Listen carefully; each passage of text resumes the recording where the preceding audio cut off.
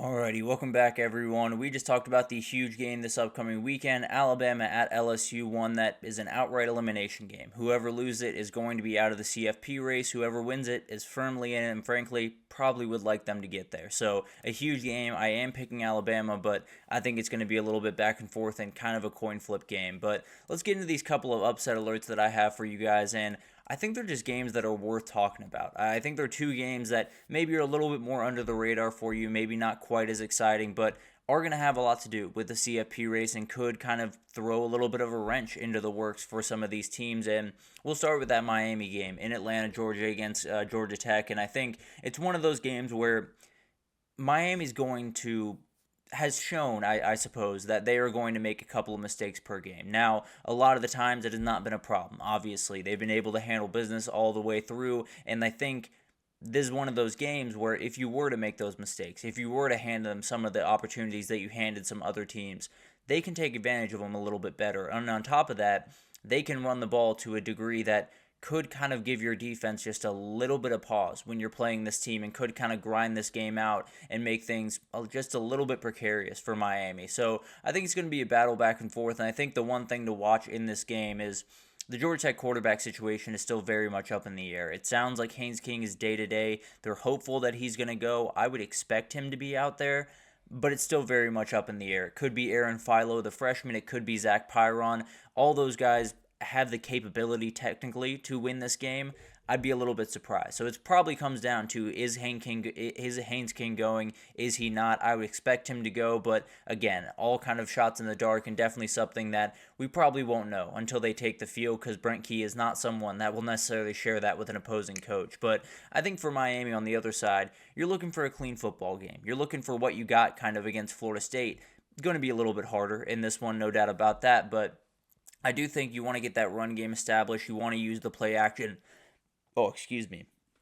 Got a little bit of sneeze brewing, but you want to make sure you get that run game established, use the play action, hit those big plays over the middle because you should be able to have those big play potential. The question is, can you get that run game going to open up the back end to the degree that you really need it to? And then, since Brent Key has been with the Yellow Jackets, he's been very, very good at getting his guys up for games like this, letting them know that they absolutely can win this game. So maybe it's a little bit of a battle for Miami to deal with, and maybe they get a little bit more battle tested than they already are in this season. But some players to watch. I think Eric Singleton's a fascinating player for Georgia Tech and one of the guys that is just a little bit underrated in my mind in the world of college football. He is so dangerous down the field. He can make so many plays, whether it's on screens or drags or deep crosses or just outright goes. He can make some problems for you on defense. And I think when you look at this Miami back end, they've started to play better football. They've started to play a little bit more together.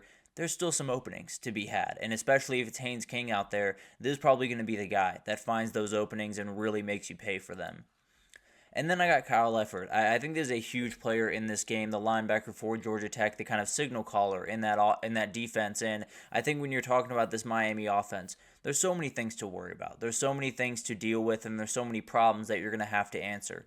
Thing is, if you can stop that run, if you can keep everything pinned in and make sure that when Cam Ward gets out of the pocket, when Cam Ward starts to create with his legs and creates those crazy plays, if you can run him down and force him to release that ball just a second early, he is prone to make a couple of mistakes. We saw it even last week with Duke. They were able to get home on that one crazy play. He threw it across his body, and they got a pick. And it's one of those plays where it could have changed that game if Duke was able to fully take advantage of that. So I think someone like Kyle Efford just standing in the middle of the field, stopping the run game, and then chasing down Cam Ward when he starts to create is really going to be the most important part of this entire game, probably for Georgia Tech. And then Elijah Arroyo, I think, is a fascinating player going into this game. He's gone just a tiny bit quiet over the last little bit. Now, everything has been more than fine with that Miami offense, but I think when you look down the stretch of this season, there's going to be people that are worried about Xavier Restrepo. There's going to be people that are thinking about Jacoby George and Isaiah Horton and all of those guys on the outside.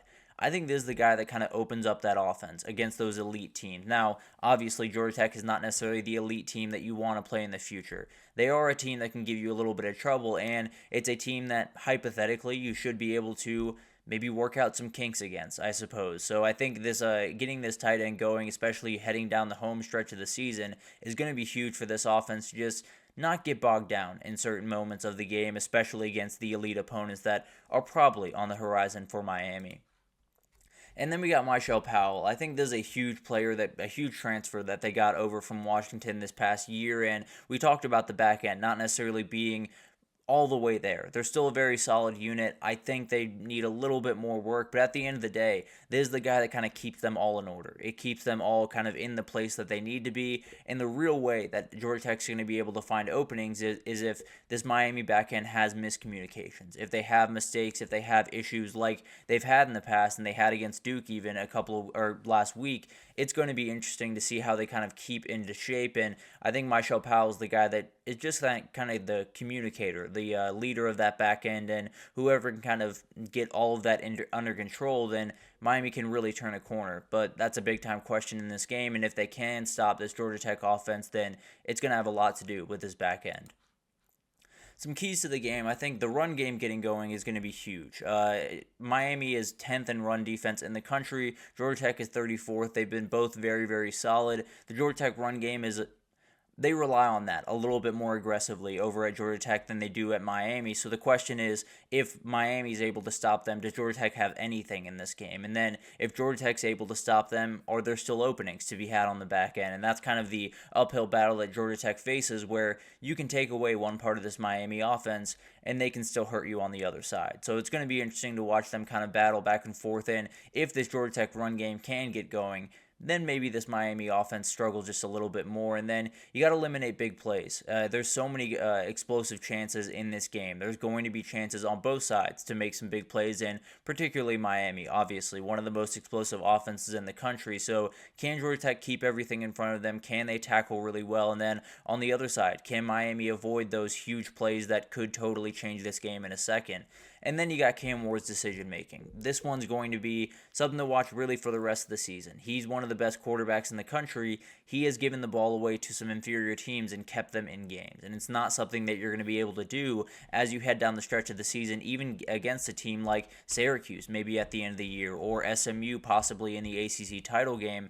He's going to have to figure that out and at least reel it in a little bit. He only had one pick last week, so not necessarily terrible. And you can definitely live with that, especially when he's throwing 5 touchdowns a game. But definitely going to be something to watch and could be the thing that does them in or the thing that gives them the win here.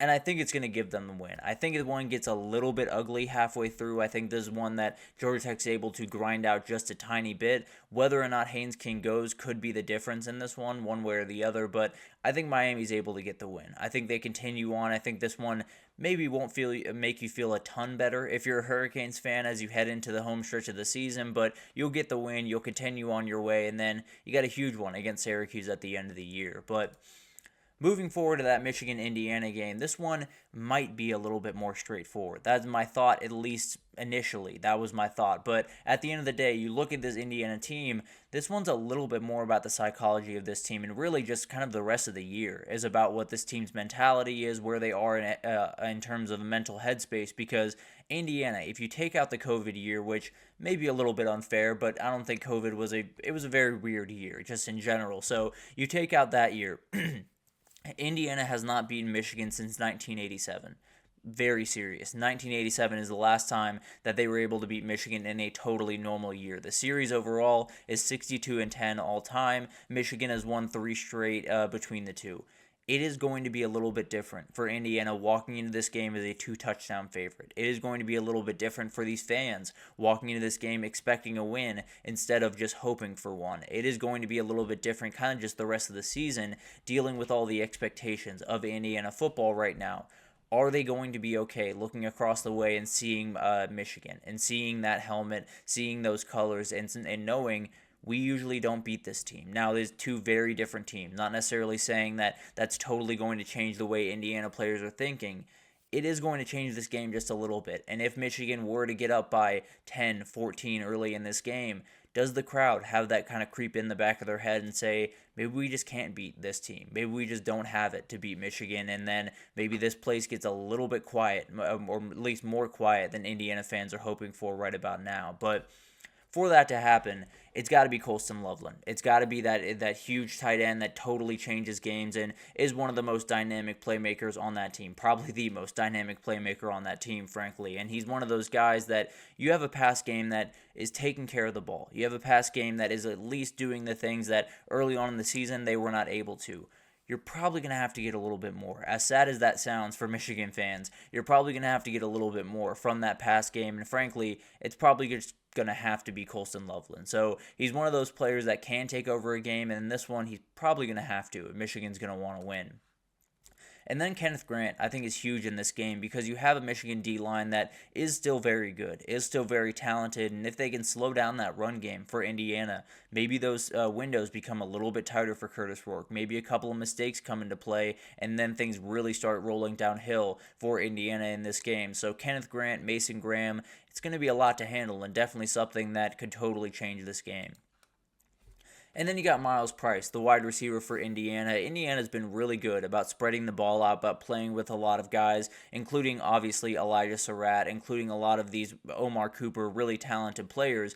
I think Miles Price is a really important player down the stretch of this season. I think when you talk about the elite defenses they're about to play, they can handle two wide receivers. They can handle a couple of running backs. They can handle a lot of the things, at least personnel-wise, that Indiana has to throw at them. If you can add a couple more guys into the real, down-to-down kind of play-to-play offense of your team, it's going to be a whole lot to deal with. And it's not just going to be you have an explosive offense because you find these guys over and over.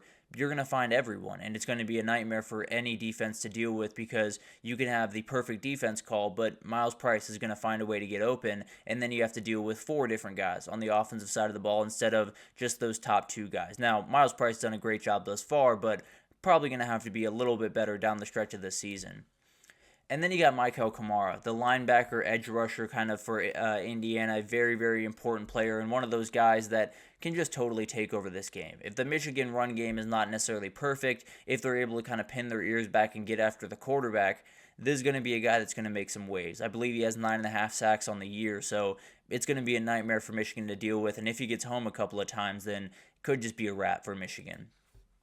Some keys to the game, we talked about it briefly. The Indiana O-line against the Michigan D-line is going to be massive. The Michigan defense is not necessarily elite. The D-line is still one of the very best in the country, one of the very best in the conference. And it's going to be one of those things where if Indiana can't get the run game going, is it one of those things that totally just bogs down this offense in a way that we haven't seen? Michigan's probably the best defense they've faced thus far, and it's going to be a little bit of a battle. And then Michigan's got to limit mistakes. It's been really good, really, since Davis Warren has taken back over. They haven't turned the ball over once. So it's going to be something that if they can continue that, if they can grind out possession to make things a little bit tough and not give Indiana that extra possession, I think they have a little bit more opening in this game, but that takes no mistakes from Davis Warren and this offense in general. And then we talked about it. Indiana's mentality is massive. This is totally uncharted territory for Indiana, for a lot of these players, for Curt Cignetti in a lot of different ways. As he walks into Michigan and Ohio State, he hasn't necessarily been in this point as a head coach. Plenty capable to handle it, but definitely something to watch and definitely something that could kind of hurt them in this game and possibly that game next week against Ohio State. But I don't think it's going to be too bad. I think Michigan's offense is very, very capable of getting something going. I don't think they're going to be able to get enough going. I think Indiana is able to win this one 31-17. I think it's a little bit of a back and forth affair, maybe a little bit gross towards the end of this one, but Indiana scores a late touchdown, is able to win it pretty comfortably and continue moving on with that undefeated season, go into a bye week, and then it's a huge one against Ohio State on the other side. But I think they're able to escape those upset alerts. I wouldn't necessarily bet on them. It's going to be a little bit of a battle back and forth, and wouldn't be surprised at all if Michigan or Georgia Tech were able to win these games. But I am going to go with the favorites there. I am going to go with Miami and Indiana, and we'll see what happens. Maybe some chaos ensues. But let's take our second break here. When we come back, we got to talk about the top 10 teams in the country, break down what we need to see from them this upcoming weekend, including Carson Beck's just got to take better care of the ball. But we'll break it down right after this.